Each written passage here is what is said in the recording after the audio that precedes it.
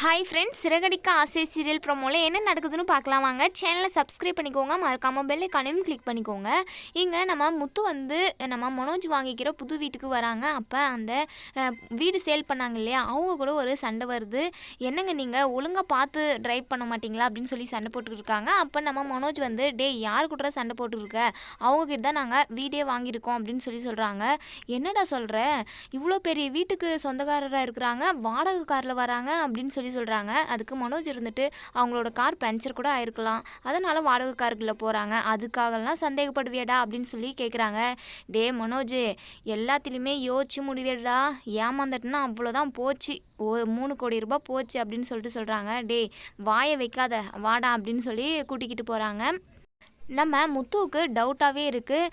கண்டிப்பாக நம்ம மனோஜை ஏமாற்றிட்டு போகிறப்ப நம்ம மனோஜும் ரோகிணியும் தலைமையில் கையை வச்சுக்கிட்டு உட்கார போகிறாங்க. நம்ம முத்து சொல்ல போகிறாங்க, நான் அப்போவே சொன்னேன்ல, எது ஒன்றும் பார்த்து யோசித்து 4 பேரை விசாரித்து வாங்கணும்டா, இவ்வளோ பெரிய அமௌண்ட்டை போடுற, ஆனால் அதெல்லாம் கூட யோசிக்க மாட்டியா, முட்டாள்ரா நீ, எவ்வளோ படிச்சுமே உனக்கு வந்து புத்தியே வளரவே வளராது, நீ படித்ததே வேஸ்ட்டுடா அப்படின்னு சொல்லி கண்டிப்பாக திட்ட போகிறாங்க. அதுக்கப்புறம் எல்லாருமே உள்ள வீட்டை போய் பார்க்குறாங்க. நம்ம விஜயா வாயை பொழக்கிறாங்க. மனோஜ், எவ்வளோ பெரிய வீடாக இருக்குடா, ரொம்ப அழகாக இருக்குது, என் மனோஜ், என் பையன் மட்டும்தான் இவ்வளோ பெரிய வீடை வாங்கியிருக்கான், மற்ற யாராச்சும் வாங்க முடியுமா, இவன் கால் தூசிக்கு வர முடியுமா அப்படின்னு சொல்லிட்டு ஓவராக பேசிக்கிட்டு இருக்காங்க. ஆனால் நம்ம மனோஜ் ஏமாந்தால் தான் தெரியும் விஜயாவை மூஞ்சி எங்கே வச்சுக்க போகிறாங்கன்னு சொல்லிட்டு பார்க்கலாம் என்ன நடக்கும் அப்படிங்கிறத.